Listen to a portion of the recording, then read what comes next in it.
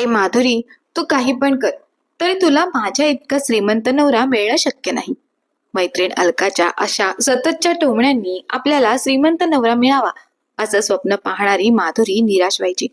पण एक दिवस माधुरीच्या श्रीमंतीचा थाट पाहून अलकाला धक्काच बसला. कारण माधुरी आणि अलका या दोघी लहानपणापासूनच जीवाभावाच्या मैत्रिणी होत्या. एकत्र शाळेत जाणं, खेळणं, अभ्यास करणं, सगळं काही त्या दोघीच करत असायच्या. त्यांच्या मैत्रीची सगळीकडे चर्चा असायची. पण जसजशा त्या मोठ्या होत गेल्या तसं त्यांच्या नात्यात स्पर्धेचं बी पेरलं गेलं. अलका दिसायला खूप सुंदर होती. तिला तिच्या सौंदर्याचा प्रचंड अभिमान होता. ती वारंवार माधुरीला म्हणायची, मी तुझ्यापेक्षा जास्त सुंदर आहे आणि सुंदर मुलींना जास्त लोक पसंत करतात. माधुरी मात्र शांत स्वभावाची होती. अलकाच्या या बोलण्याकडे ती फारसं लक्ष देत नसे. तिचा विश्वास होता की सौंदर्यापेक्षा ज्ञान आणि मेहनत महत्वाची असते. माधुरी अभ्यासात खूप हुशार होती. ती रोज वेळेवर अभ्यास करायची, सकाळी लवकर उठून पाठांतर करायची, त्यामुळे ती नेहमी वर्गात पहिली असायची. दुसरीकडे अलका अभ्यासात जास्त हुशार नव्हती, पण तिला खात्री होती की तिच्या सौंदर्यामुळे तिला आयुष्यात सर्व काही सहज मिळेल. शिक्षण पूर्ण झाल्यावर दोघींच्या आयुष्यात मोठा बदल झाला. अलकाचे वडील बँकेत नोकरीला असल्यामुळे त्यांची शहरातील श्रीमंत लोकांमध्ये ओळख होती. त्यांच्या ओळखीमुळे आणि अलका दिसायला देखील सुंदर असल्यामुळे अलकासाठी लगेचच श्रीमंत घरातून लग्नाची मागणी येऊ लागली आणि अलकाचं लग्न एका श्रीमंत मुलासोबत ठरलं. अलकाचं लग्न ठरल्याबरोबर तिने ही बातमी लगेच आपली मैत्रीण माधुरीला भेटून दिली की बघितलंस, मी तुला म्हणाले होते ना, माझे लग्न श्रीमंत घरातील मुलासोबतच ठरेल. तसंच झालं आहे. अलकाने आपल्या मोबाईलमध्ये असलेला तिच्या होणाऱ्या नवऱ्याचा फोटो माधुरीला दाखवत ती पुढे म्हणाली, बघ, माझा होणारा नवरा किती हँडसम आहे. माझ्यासारख्या मुलींना असाच नवरा मिळणार. मी पण काही कमी सुंदर नाही. जाता जाता अलका माधुरीला टोमणा मारत म्हणाली, माझ्या लग्नाचं मला टेन्शन नव्हतंच ग, मला तुझं टेन्शन येतं. तुझं कसं होणार? माधुरीला आपली मैत्रीण अलकाचं लग्न श्रीमंत घराण्यातील मुलाबरोबर ठरलं याचं वाईट वाटलं नाही, पण तिने जाता जाता तो टोमणा मारला त्याचं जास्त वाटलं. अलकाचे ते शब्द माधुरीच्या मनाला लागले. माधुरीचं आयुष्य मात्र वेगळं होतं. तिच्या बाबांचे त्यांच्याच गल्लीच्या कोपऱ्यात एक छोटंसं भाजीचं दुकान होतं. शिक्षण पूर्ण झाल्यानंतर माधुरीला कुठे नोकरी मिळाली नाही, म्हणून ती घरची कामे झाल्यानंतर आपल्या बाबांना त्यांच्या दुकानात जाऊन मदत करू लागली. ती शिकलेली असून देखील न लाजता आपल्या बाबांच्या छोट्याशा दुकानात जाऊन भाजी विकण्याचं काम करत होती. तिच्या ह्या कामामुळे तिचे आई बाबाही तिच्यावर खुश होते आणि आपल्या बाबांना त्यांच्या कामात मदत होते याचं माधुरीला देखील समाधान वाटत होतं. एक दिवशी अलका त्या भाजीच्या दुकानासमोरून जात होती. तिने माधुरीला तिच्या बाबांच्या दुकानात पाहिलं. तशी अलका तिच्याकडे गेली आणि हसतच म्हणाली, काय ग माधुरी, तुझी ही काय अवस्था? माझ्याकडे बघ, माझं लग्न एका श्रीमंत मुलासोबत ठरलं आहे. त्याच्यासोबतच आता मॉलमध्ये खरेदी करायला गेले होते. किती महागडे कपडे खरेदी केलेत म्हणून सांगू? अगं, मी माझ्या नवऱ्याला सारखी म्हणत होते हा ड्रेस नको, तरी त्याने तोच ड्रेस घेतला. एका ड्रेसची किंमत किती असेल तू सांग बघू? अलका, मला त्या ड्रेसची किंमत कशी कळणार? अगं, तू अंदाज तरी सांग, कितीचा ड्रेस घेतला असेल माझ्या होणाऱ्या नवऱ्याने मला? माधुरीच्या तोंडून पटकन 5,000 रुपये असे शब्द बाहेर पडले. तशी अलका मोठ्याने हसत म्हणाली, तू इथे भाजी विकत श्रीमंत होण्याचं स्वप्न बघत बसली आहेस. तुला काय समजणार मॉलमधल्या कपड्यांची किंमत? माधुरीने शांतपणे अलकाचं बोलणं ऐकून घेतलं. पुढे ते काहीच म्हणाले नाही. त्यानंतर अलका जेव्हा केव्हा बाजारात जायची तेव्हा मुद्दाम माधुरीकडे येऊन म्हणायची, आज पण खरेदीला गेले होते. काही दिवसांनी अलकाचं लग्न अगदी धूमधडाक्यात झाले. लग्नानंतर काही महिने लोटले. अलकाचं लग्न ज्या घरात झालं होतं ते घराणं बाहेरून श्रीमंत दिसत असलं तरी घरात सतत वाद, तणाव आणि अहंकार होता. तिचा नवरा पैशाने श्रीमंत होता, पण स्वभावाने खूप कठोर होता. त्यामुळे अलका तिच्या संसारात सुखी नव्हती. पण आपल्या मनातील दुःख अलका कधीही ओठावर येऊ देत नव्हती. इकडे माधुरी आपल्या आईला घर कामात तर बाबांना त्यांच्या दुकानात जाऊन मदत करत असायची. असं असलं तरी माधुरी सतत विचार करायची की आपलं स्वप्न कसं पूर्ण होणार, त्यासाठी आपल्याला काय करावं लागेल. असा विचार करत असताना कधी कधी ती देवालाही दोष द्यायची की देवा, तू मला सुंदर का बनवली नाहीस? का माझ्या आईबाबांकडे एवढा पैसा नाही? माझी मैत्रीण बघ, अभ्यासात मी नेहमी तिच्या पुढे होते अगदी प्रामाणिकपणे अभ्यास केला. आता आई बाबांना त्यांच्या कामात मदत करते. पण हे सर्व करून काहीच उपयोग नाही. माझ्या मैत्रिणीने असं काहीच केलं नाही. फक्त ती दिसायला सुंदर आहे, तरी देखील श्रीमंती आणि सुख तिच्या पायाशी आहे. असा विचार मनात आल्यामुळे माधुरीचं मन हळूहळू अस्थिर होऊ लागले. कारण तिने पाहिलेलं स्वप्न तिच्या आयुष्यात नाही तर तिच्या मैत्रिणीच्या आयुष्यात पूर्ण झाल्याचं तिनं पाहिलं होतं. माधुरीचे काही महिने असेच निराशेत गेले. एक दिवस दुपारी माधुरी नेहमीप्रमाणे घरातील कामं झाल्यावर तयार होऊन आपल्या बाबांच्या छोट्याशा भाजीच्या दुकानात जायला निघाली होती. तेवढ्यात त्यांच्या घरासमोर एक नवीन कोरी आलिशान कार येऊन थांबली. ती गाडी पाहून शेजारच्या घरातील लोकही आश्चर्याने त्या गाडीकडे पाहू लागले. माधुरी त्या गाडीकडे पाहून विचार करू लागली की एवढी मोठी गाडी कोणाकडे आली असेल आणि या गाडीतून कोण आलं असेल. तेवढ्यात त्या गाडीतून एक रुबाबदार सूट बूट घातलेला एक माणूस उतरला आणि थेट माधुरीच्या घराकडे येऊ लागला. त्या माणसाला आपल्याकडे येताना पाहून माधुरीला आश्चर्य वाटले. त्या माणसाने घराच्या दारात उभ्या असलेल्या माधुरीला विचारलं, गोविंदराव सातपुते यांचं हेच घर आहे का? माधुरीने नम्रपणे हो म्हणत त्या माणसाला घरात बोलवले. तो माणूस घरात येऊन बसल्यावर माधुरीने पाणी दिलं. तसं तो माणूस म्हणाला, गोविंदराव कुठे दिसत नाहीत? माधुरी म्हणाली, बाबा थोड्या वेळापूर्वीच आमच्या भाजीच्या दुकानावर गेले आहेत. तुम्ही थोडा वेळ बसा, मी लगेच बाबांना बोलावून घेऊन येते. तो माणूस म्हणाला, ठीक आहे. तशी माधुरी पटकन आपल्या बाबांना बोलवण्यासाठी गेली. माधुरी दुकानात बसली आणि गोविंदराव घरी आले. घरी येताच त्यांनी घरात समोर बसलेल्या माणसाला पाहताच नमस्कार केला आणि म्हणाले, चंद्रशेखरराव, आज अचानक आमच्या घरी येणं केलं? काही काम आहे का? तुम्ही निरोप पाठवला असता तर मीच बंगल्यावर आलो असतो. चंद्रशेखररावांनी इतर चर्चा न करता थेट मुद्द्यालाच हात घातला. गोविंदराव, मी माझ्या मुलासाठी तुमच्या मुलीचा हात मागायला आलो आहे. गोविंदराव अवाक झाले. ते स्वतःला सावरून म्हणाले, अहो पण चंद्रशेखरराव, तुम्ही कुठे आणि आम्ही कुठे? तुम्ही एवढे श्रीमंत आणि आम्ही अगदी सामान्य. हे नातं कसं जुळणार? त्यावर चंद्रशेखरराव हसतच म्हणाले, मी तुम्हाला दिलेला शब्द विसरलो नाही. 2 दिवसांनी रविवार येत आहे. मी माझ्या मुलाला इथे पाठवतो. तुमच्या मुलीची मुलासोबत भेट घडवून देऊया. मग आपण लग्नाची तारीख आणि वेळ काढायला मोकळे. एवढं बोलून चंद्रशेखरराव निघून गेले. त्या दिवशी रात्री जेव्हा सर्वजण एकत्र जेवायला बसले तेव्हा गोविंदरावांनी विषय काढला. माधुरी बाळा, तुझ्यासाठी आणि आम्हा सर्वांसाठी एक आनंदाची बातमी आहे. माधुरी पटकन म्हणाली, बाबा, कोणती आनंदाची बातमी? पटकन सांगा ना. गोविंदराव म्हणाले, बाळा, आम्ही तुझं लग्न करण्याचा विचार करतोय. हे ऐकताच माधुरीचा चेहरा पडला. ती रागावून म्हणाली, बाबा, हे कसली आनंदाची बातमी? आई बाबांना सांग ना, ते उगाच माझी मस्करी करत आहेत का? नको मला जेवायला, असं म्हणत माधुरी भरलेल्या ताटावरून उठली. तशी माधुरीची आई म्हणाली, अहो, जे आहे ते मुलीला पटकन सांगून मोकळे व्हा ना. का उगाच आडेवेडे घेत बोलत आहात? तसे गोविंदराव म्हणाले, माधुरी बाळा, असं भरलेल्या ताटावरून उठून जायचं नसतं. तू अगोदर बस बघू. माधुरी पुन्हा आपल्या जागी बसली, पण तिचा राग कमी झाला नव्हता. ती मान खाली झुकून एक घास उचलून तोंडात टाकणार तेवढ्यात गोविंदराव म्हणाले, बाळा, सकाळी आपल्या घरी जे आले होते ना, त्यांनी त्यांच्या मुलासाठी तुझी निवड केली आहे. घास तोंडात टाकणार तो घास माधुरीने पुन्हा ताटात ठेवला आणि मान वर करून म्हणाली, बाबा, तुम्ही काय म्हणालात? जे सकाळी आपल्या घरी आले होते त्यांच्या मुलासाठी त्यांनी मला पसंती दर्शवली आहे? हे मी ऐकलेलं खरं आहे का बाबा? हो बाळा, अगदी खरं आहे. त्यांचा मुलगा सुद्धा येत्या रविवारी तुला भेटायला येणार आहे. हे ऐकल्यावर माधुरी खूपच खुश झाली, कारण माधुरीचे श्रीमंत होण्याचे स्वप्न पूर्ण होणार होते. आता माधुरी रविवार येण्याची वाट पाहू लागली. कधी एकदा तो मुलगा येतोय आणि मी त्याला पाहते, असं झालं होतं. ही बातमी माधुरीच्या आईकडून शेजारच्या शांता काकूंना समजल्यावर पूर्ण गल्लीत ही बातमी अगदी वाऱ्यासारखी पसरली की आपल्या गल्लीत राहणारी माधुरी मोठ्या घराची सून होणार आहे. ही बातमी माधुरीची मैत्रीण अलकापर्यंत पोहोचली. सुरुवातीला तिला ही बातमी खोटी वाटली. जेव्हा तिने तिच्या घरी चौकशी केली तेव्हा तिची आई म्हणाली, अगं हो, मोठी कार घेऊन ते स्वतः गोविंदरावांच्या घरी आले होते. बातमी खरी आहे म्हटल्याबरोबर अलकाला मनातून वाईट वाटू लागले. असं कसं घडत आहे? हे खरंच घडलं तर आपण माधुरीच्या नजरेला नजर देखील मिळू शकत नाही, याची अलकाला भीती वाटू लागली.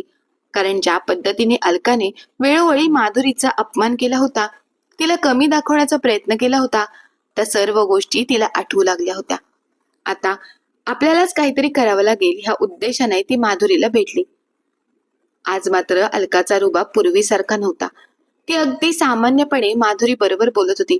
सुरुवातीला तर तिने माधुरीला ही गोष्ट समजावून दिली नाही की तिला तिचं लग्न ठरल्याची बातमी समजली आहे. अलका मुद्दाम माधुरीकडे तिच्या लग्नाचा विषय काढत म्हणते, माधुरी, माझं लग्न होऊन आता काही महिन्यांनी वर्ष होईल. तुझ्या घरी सुद्धा तुझ्या लग्नाची चर्चा असेल ना? मुलीचे आई बाबा एकदा मुलगी वयात आली की तिचे लग्न करून आपल्या जबाबदारीतून मुक्त व्हायला बघतात.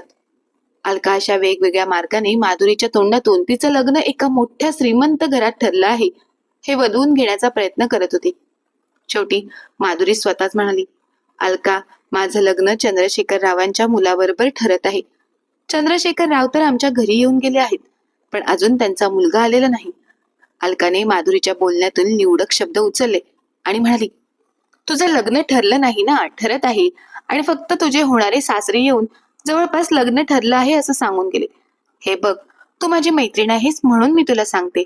एवढ्या मोठ्या श्रीमंत घरातील लोक स्वतः तुमच्या घरी येऊन त्यांच्या मुलासाठी तुला पसंत करत आहेत. याचा अर्थ सोपा घेऊ नकोस. ही श्रीमंत माणसे खूप धूर्त असतात. माझ्या मनात तर अशी शंका येते की नक्कीच त्या मुलामध्ये काहीतरी खोट असेल, म्हणून ते लोक स्वतःहून तुमच्या मागे लागणे असणार. नाहीतर कोणत्या श्रीमंत माणसांना आपली सून गरीब घरातील असावी असं वाटतं? हे झालं सासरच्या माणसांचं. मुलाचं तर त्याहून वेगळं असतं. तुला तर माहीतच आहे, मुलगी सुंदर असायला हवी, ती चांगली शिकलेली हवी, आणि आपले सासर श्रीमंत असायला हवे, म्हणजे आपला पाहुणचार सुद्धा आपल्या तोला मोलाचा होतो. या सर्व गोष्टी असताना देखील तुझं लग्न श्रीमंत घरात ठरत आहे, यावर तूच विचार कर. मी काही बोलत नाही. एवढं बोलून अलका निघून गेली. अलका तर निघून गेली, पण माधुरीच्या मनात शंकेचं बीज पेरून गेली. माधुरी अलकाच्या बोलण्यावर विचार करू लागली. अलकाच्या बोलण्यात तथ्य आहे. एवढी श्रीमंत माणसं आपल्यासारख्या साध्या मुलीला सून बनवून घ्यायला काय येतील? याचा अर्थ ह्यांच्या मुलात काही दोष तर नसेल ना? नाहीतर आजकालच्या मुलांना तर मॉडर्न आणि सुंदर मुली आवडतात. ह्यांचं घराणं तर खूप श्रीमंत आहे. मग एवढ्या श्रीमंत घरातील मुलगा मला पसंत करेल का? माधुरीचा आनंद आता निराशामध्ये बदलला. तो दिवस ती नाराज राहते. संध्याकाळी माधुरी चिडून आपल्या बाबांना विचारते, बाबा, तुम्ही काहीच चौकशी केली नाहीत? मुलगा कसा आहे, काय करतो? तुम्हाला तुमची मुलगी जड झाली आहे का, म्हणून तुम्ही फक्त श्रीमंती पाहून होकार दिलात? गोविंदराव फक्त इतकंच म्हणाले की बाळा, चंद्रशेखर रावांची समाजातील प्रतिष्ठा पाहून मला त्यांना नकार देता आला नाही. तरीही त्यांनी लग्न नक्की केलेले नाही. त्यांचा मुलगा आणि तुझी जेव्हा एकमेकांची पसंती होईल त्यानंतरच लग्नाची बोलणी चालू होईल. रविवारी स्वतः मुलगा इथे येणार आहे.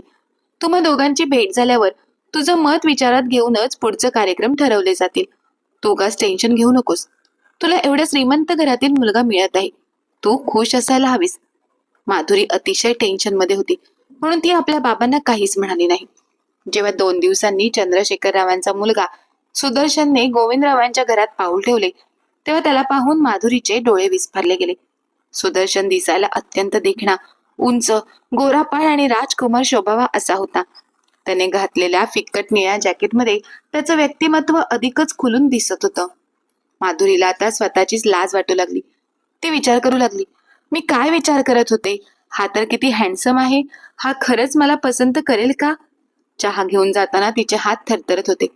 पण सुदर्शनशी एकांतात बोलताना माधुरीला जाणवलं की तो केवळ दिसायलाच नाही तर स्वभावानेही खूप चांगला आहे. दोघांनीही एकमेकांना पसंत केले आणि थाटामाटात लग्न पार पडले. लग्नानंतर जेव्हा माधुरीने आपल्या सासरच्या बंगल्यात गृहप्रवेश केला तेव्हा तिथले वैभव पाहून ती थक्क झाली. तो भला मोठा हॉल, भिंतीवरचा महाकाय टीव्ही आणि छताला मधोमध लटकणारे झुंबर. त्या झुंबरच्या प्रकाशाने संपूर्ण घर उजळून निघाले होते. तसेच माधुरीचं आयुष्य देखील उजळून निघालं होतं, कारण त्या बंगल्याची राणी माधुरी झाली होती. चंद्रशेखर रावांच्या बायकोचे निधन झाले असल्याने आता त्या घराची पूर्ण जबाबदारी आणि सर्व गोष्टींचे अधिकार घरातील स्त्री या नात्याने माधुरीकडे आले होते. ती त्या घराची लक्ष्मी झाली होती. तिचे स्वप्न पूर्ण झाले होते आणि तिच्या चेहऱ्यावर आता एक वेगळाच आत्मविश्वास आणि तेज आले होते. माधुरी सासरी आल्यानंतर तिचा प्रत्येक दिवस अगदी आनंदात जात होता. काही दिवसानंतर माधुरी एका मैत्रिणीच्या लग्नात गेली. तिथे तिची भेट अलकाशी झाली. माधुरीचा तो थाट, अंगावरचे दागिने आणि तिचं रूप पाहून अलका थक्क झाली. अलका जवळ येऊन म्हणाली, माधुरी, मी तुला नेहमी चिडवायचे की तू फक्त स्वप्न बघत राहा, तुला काही केल्यास श्रीमंत नवरा मिळणार नाही. पण आज तुला बघून वाटतंय की तू तर माझ्यापेक्षाही कितीतरी पटीने श्रीमंत घरात गेली आहेस. तुझं स्वप्न प्रत्यक्षात खरं ठरलं आहे. माधुरीने फक्त एक स्मितहास्य केलं आणि तिथून निघून आली. घरी आली तर तिचे बाबा गोविंदराव आणि सासरे चंद्रशेखरराव एकत्र बसून गप्पा गोष्टी करत होते. आपल्या बाबांना सासरच्या घरी आलेलं पाहून माधुरीला खूपच आनंद झाला, पण आश्चर्य देखील वाटलं.